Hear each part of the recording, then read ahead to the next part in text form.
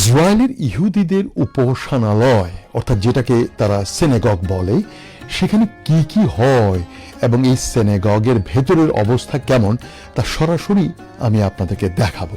আমি কিন্তু জেরুজালেমের একেবারে ওয়েস্টার্ন ওয়ালের পাশেই আছি। অর্থাৎ আপনারা যে সুলেমান বাদশাহ ছিল না, ইতিহাসের সুলেমান বাদশাহ, সুলেমান নবী, অর্থাৎ সুলেমান নবীর যে ওয়ালের নাম শুনেছেন, এটাই সে ওয়াল। মনে রাখবেন, পৃথিবীতে বনি শুধু একজনই আছে। আপনাদের আমি যা দেখিয়ে গেলাম, সেই জন্য আপনারা আমার মৃত্যুর পরেও আমাকে স্মরণ করতে বাধ্য হবেন, সেটা যেই সেন্সেই হোক। অর্থাৎ বনি আমিনকে মনে পড়বেই। এইসব জায়গায় ঢুকে ভিডিও করার মতো সাহস ও সক্ষমতা পৃথিবীর হাতে গোনা মাত্র কয়েকজনেরই আছে।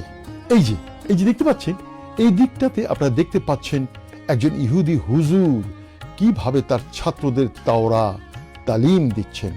অর্থাৎ পবিত্র যে তাওরাত কিতাব, আমি সেই কিতাবের কথা বলছি। আর এটিও 4টি আসমানি কিতাবের একটি, তাওরাত, জব্বর, ইনজিল, ফুরকান। অর্থাৎ তাওরাত ছিল পৃথিবীতে প্রথম ধর্মগ্রন্থ যেটা আল্লাহ থেকে এসেছে। এই দিকটাতে তাদের ইমাম বা রাবাই বসেন। আমরা বলি ইমাম, ওরা বলে রাবাই। আর তাকে ঘিরে চারিদিকে মুসল্লিরা বসে থাকে। এখন অনেকেই আমাকে ধরতে চাইবেন যে আমি হুজুর বলছি, মসজিদ মাদ্রাসা বলছি। আসলে যারা খুবই নাদানুল মুমিন এবং যাদের একটু শিক্ষা দীক্ষা কম, যাদের ন্যূনতম ভাষা জ্ঞান নেই অথবা বনি আমিনের ভাষা তারা বোঝে না, তখন বনি আমিন একটু টেনে কথা বলে এবং এই ধরনের শব্দগুলো আমি ব্যবহার করে থাকি। আমি যদি রাবাই বলি আপনারা অন্য কিছু ভাববেন। তো সেই জন্য হুজুর বললাম, ইহুদি হুজুর। সেই ভাষা জ্ঞান যাদের কম, তাদের জন্যই আমার এই উপমা দেওয়া।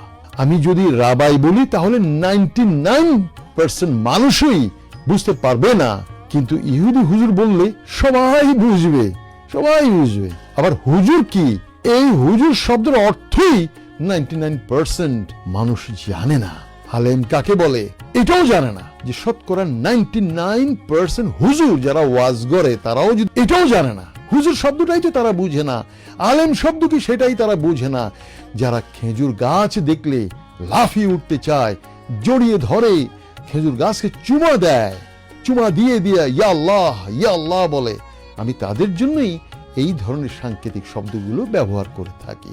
বাংলায় যেটাকে মহোদয় বা শিক্ষক বলি, সেটাই আরবিতে বলা হয় হুজুর, আর ইংরেজিতে স্যার বলে। স্যার, আমার জন্মদেশে স্যার বলতে ওরা কি বুঝে? যিনি লেখাপড়া করান তাকেই স্যার বলে। এবার বুঝতে পারেন, স্যার এটার অর্থ হলো যে ব্যক্তি শিক্ষক তাকে স্যার বলে। আমি কাকে নিয়ে ঘর করছি, কাদের জন্য ভিডিও বানাচ্ছি? 90% লোকই হইছে ওই দো মার্কা। আরবিতে কি কোনো গালি নেই? আরবিতে গালি নাই? গালি অবশ্যই আছে। একটা জিনিস, আপনি যদি পানি ও জলের মধ্যে পার্থক্য খোঁজেন, অথবা তুলসী দানা এবং খেজুরের দানার মধ্যে যদি আপনি পার্থক্য খোঁজেন, তাহলে এই মুহূর্তে আমার ভিডিও দেখা বন্ধ করুন এবং কেটে পড়ুন। দেখুন, আমি একেবারে এই ইহুদি হুজুরের সামনে নিয়ে যাচ্ছি ক্যামেরাটা। দেখুন তারা কিভাবে তাওরাত পাঠ করছে। ওরাও সুর করে তাওরা পাঠ করে। শুধু মুসলমানেরা সুর করে না, সুরটা ইহুদিদের মাধ্যমে শুরু হয়েছিল। ওরা তাওরাতটা সুর করে পড়ে বলেই আমরা মুসলমানরাও সেই একই সুরে আমরা কোরআন পড়ে থাকি। একমাত্র খ্রিস্টান যারা, ওরা বাইবেলকে সুর দিয়ে পড়ে না। আর এই দিকটা দেখুন, কত মনোযোগ দিয়ে তারা তাদের ধর্মীয় গ্রন্থ পাঠ করছে, মাথা ঝাঁকি দিয়ে। আর এই মাথায় ঝাঁকি দিয়ে আমার জন্মদেশের মাদ্রাসার লোকগুলোকে ছেলেগুলোকে যখন পড়তে দেখি, কোরআন পড়তে দেখি, তখন আমার এই ইহুদি এই সম্প্রদায়ের লোকদের কথা মনে পড়ে যায়। আর এই যে উজু করার জন্য দেখতে পাচ্ছেন একটি মগ, এই মগ ব্যবহার করে তারা, যেই মগের দুই পাশেই হ্যান্ডেল থাকে। পৃথিবীতে কোনো মগের দুই দিকে হ্যান্ডেল যদি দেখেন, আপনাকে বুঝতে হবে এটা ইহুদিদের মগ। অর্থাৎ ডান হাতকে যখন সার্ভ করবেন, হ্যান্ডেলটা বাম হাতে ধরবেন। আবার বাম হাতকে যখন সার্ভ করবেন, আপনি ডান হাতে হ্যান্ডেলটা ধরবেন।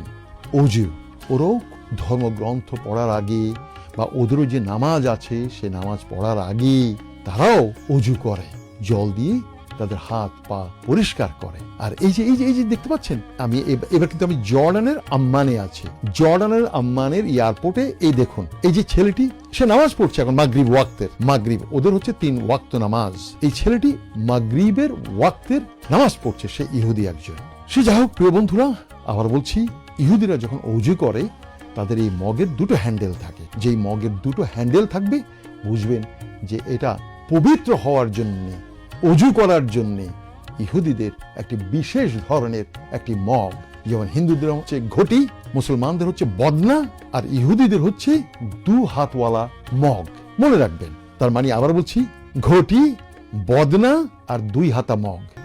আর এটা হচ্ছে ওদের অজুখানা। এরকম অনেকগুলো অজু করার স্পট এখানে আছে। আরেকটি বিষয়, এই যে এটা দেখতে পাচ্ছেন, এটা হচ্ছে নারীদের স্থান, অর্থাৎ ওই যে দেয়াল, এটাই হচ্ছে সেই সুলেমান বাদশার দেয়াল।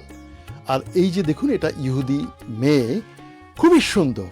আর ইহুদি মেয়েরা দারুণ সুন্দর, আবার চোখ পুড়ে দেয় ওদের সৌন্দর্য। দেখুন, মেয়েটি কিন্তু ওর কারোর সাথে কথা বলছে।